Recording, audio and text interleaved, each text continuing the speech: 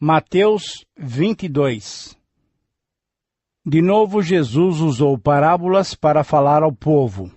Ele disse: O reino do céu é como um rei que preparou uma festa de casamento para seu filho. Depois mandou os empregados chamarem os convidados, mas eles não quiseram vir. Então mandou outros empregados com o seguinte recado: Digam aos convidados que tudo está preparado para a festa. Já matei os bezerros e os bois gordos e tudo está pronto. Que venham à festa. Mas os convidados não se importaram com o convite e foram tratar dos seus negócios. Um foi para a sua fazenda e outro para o seu armazém. Outros agarraram os empregados, bateram neles e os mataram. O rei ficou com tanta raiva que mandou matar aqueles assassinos e queimar a cidade deles. Depois chamou os seus empregados e disse: A minha festa de casamento está pronta, mas os convidados não a mereciam. Agora vão pelas ruas e convidem todas as pessoas que vocês encontrarem. Então os empregados saíram pelas ruas e reuniram todos os que puderam encontrar, tanto bons como maus. E o salão de festas ficou cheio de gente. Quando o rei entrou para ver os convidados, notou um homem que não estava usando roupas de festa e perguntou: Amigo, como é que você entrou aqui sem roupas de festa? Mas o homem não respondeu nada. Então o rei disse aos empregados: Amarrem os pés e as mãos deste homem e o joguem fora, na escuridão. Ali ele vai chorar e ranger os dentes de desespero. E Jesus terminou dizendo: Pois muitos são convidados, mas poucos são escolhidos. Os fariseus saíram e fizeram um plano para conseguir alguma prova contra Jesus. Então mandaram que alguns dos seus seguidores e alguns membros do partido de Herodes fossem dizer a Jesus: Mestre, sabemos que o Senhor é honesto, ensina a verdade sobre a maneira de viver que Deus exige e não se importa com a opinião dos outros, nem julga pela aparência. Então, o que o Senhor acha? É ou não é contra a nossa lei pagar impostos ao imperador romano? Mas Jesus percebeu a malícia deles e respondeu: Hipócritas, por que vocês estão procurando uma prova contra mim? Tragam a moeda com que se paga o imposto. Trouxeram a moeda e ele perguntou: De quem são o nome e a cara que estão gravados nesta moeda? Eles responderam: São do imperador.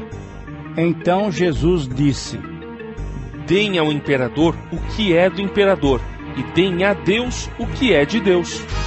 Eles ficaram admirados quando ouviram isso.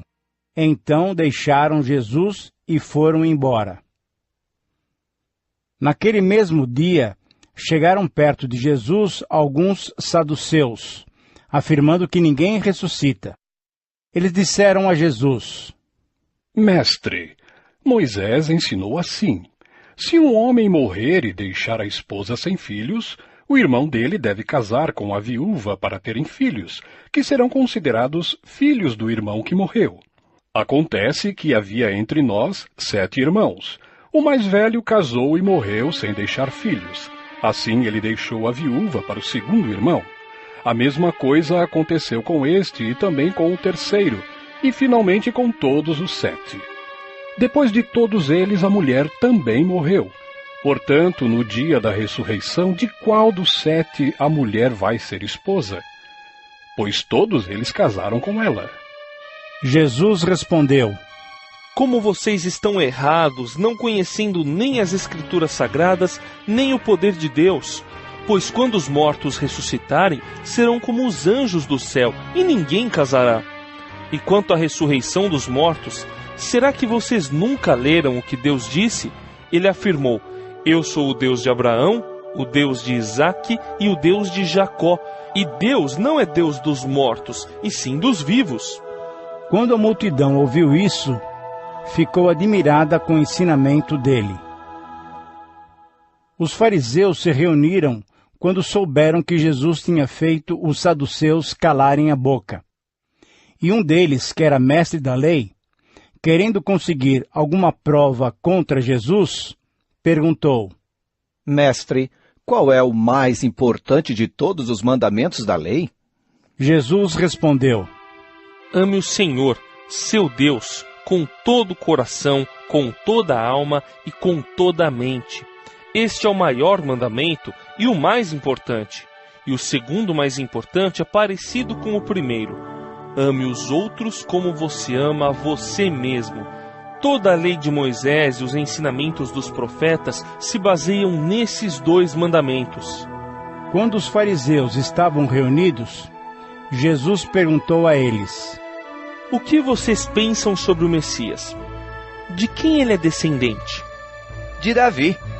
Responderam eles. Jesus tornou a perguntar: Então por que é que Davi, inspirado pelo Espírito Santo, chama o Messias de Senhor?